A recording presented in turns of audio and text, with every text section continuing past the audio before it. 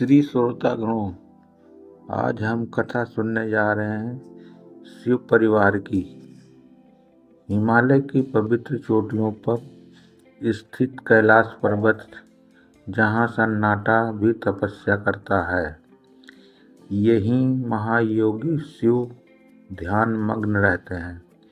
उनके पास विराजती हैं माँ पार्वती, करुणा, शक्ति और सृजन की मूर्ति। शिव का जीवन वैराग्य से भरा है, तो पार्वती का जीवन गृहस्थी और प्रेम से। दोनों के मिलन से ही सृष्टि का संतुलन बना रहता है।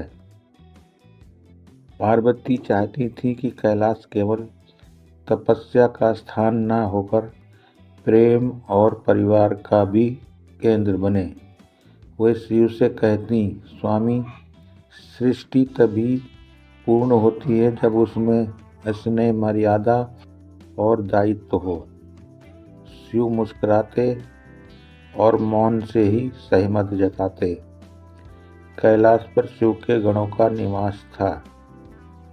उन सभी में सबसे प्रिय और विश्वास पात्र था नंदी, शिव का वाहन, सेवक और भक्त। नंदी हर क्षण शिव की आज्ञा के लिए तत्पर रहता।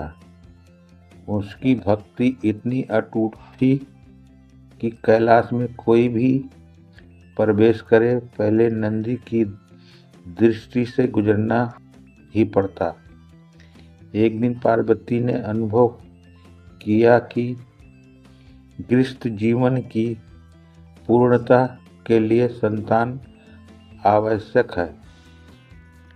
उन्होंने शिव से इस इच्छा को व्यक्त किया। शिव ने कहा, जो होगा लोक कल्याण के लिए होगा। उसी क्षण से कैलाश में एक नए अध्याय की भूमिका बनने लगी। एक ऐसी कथा जो भक्ति, मर्यादा और बुद्धि का प्रतीक बनने वाली थी। एक दिन शिव तपस्या के लिए ध्यान में चले गए। पार्वती कैलाश पर अकेली थी। उन्होंने स्नान से पूर्व अपनी रक्षा के लिए अपनी दिव्य शक्ति से एक बालक की रचना की। उस बालक में उन्होंने स्नेह, आज्ञाकारिता और तेज भर दिया। नाम रखा गणेश। पार्वती ने गणेश से कहा, वत्स, जब तक मैं स्नान करूं कोई भीतर न आए। गणेश आज्ञाकारी थे। वे द्वार पर खड़े हो गए। तभी शिव ध्यान से लौटे और भीतर प्रवेश करना चाहा।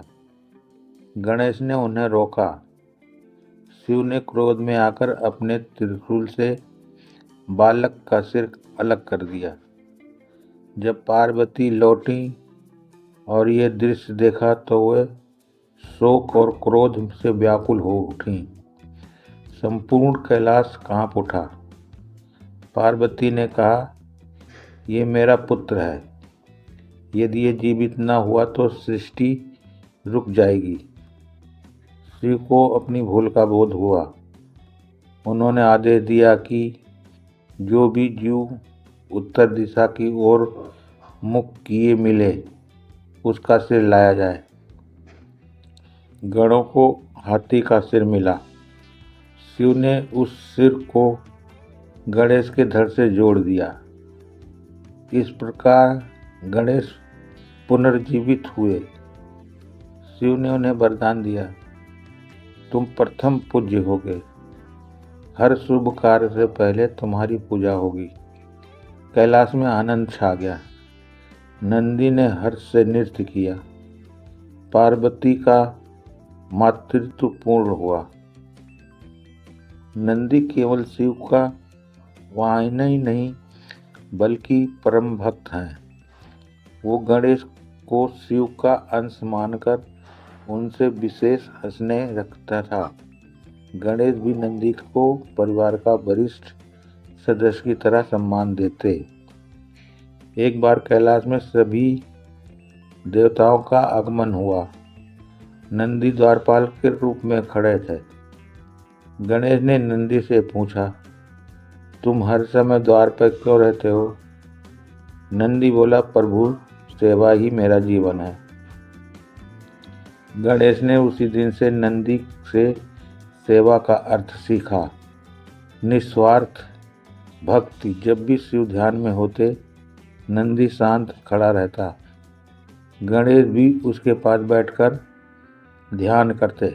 ये दृश्य देवताओं के लिए भी प्रेरणा बन गया।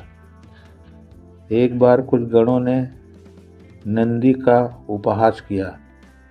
गणेश ने उन्हें समझाया कि जो सेवा करता है वही महान होता है।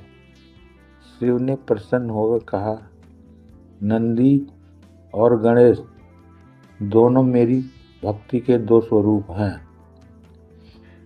समय बीतने के साथ गणेश युवा होने लगे। पार्वती उन्हें सशक्त, नीति और गृहस्थ धर्म सिखाती। शिव उन्हें योग और आत्मज्ञान का रहस्य बताते। एक दिन शिव ने कहा, ज्ञान बिना भक्ति अहंकार बन जाता है और भक्ति बिना ज्ञान अंधी होती है। नंदी इस दिशा की जीवंत उदाहरण था। गणेश ने यह बात हृदय में उतार ली। उन्होंने संकल्प लिया कि वे बुद्धि और विनम्रता दोनों को संतुलन बनाए रखेंगे। एक कथा प्रचलित है कि गणेश ने पूरे ब्रह्मांड का परिक्रमा की, माता पिता की प्रदक्षिणा से पूरी की। शिव पार्वती ने समझाया कि माता पिता ही साक्षात ब्राह्मण हैं। नंदी ये देखकर भाव विभोर हो गया। कैलाश का ये परिवार हमें जीवन का गहरा संदेश देता है। शिव सिखाते हैं वैराग्य और संतुलन। पार्वती सिखाती हैं प्रेम और शक्ति। गणेश सिखाते हैं बुद्धि और शुभ आरंभ। नंदी सिखाता है निष्ठा और सेवा।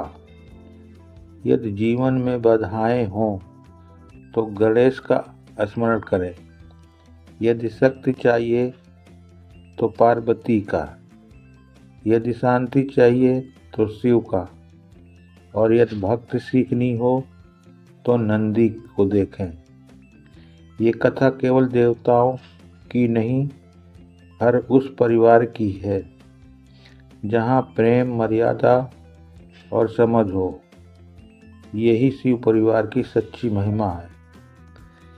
तो ये थी कथा शिव, माता पार्वती, गणेश और नंदी की।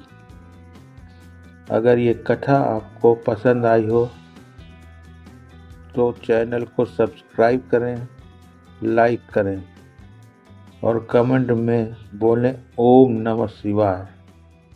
जय नंदी के बाबा।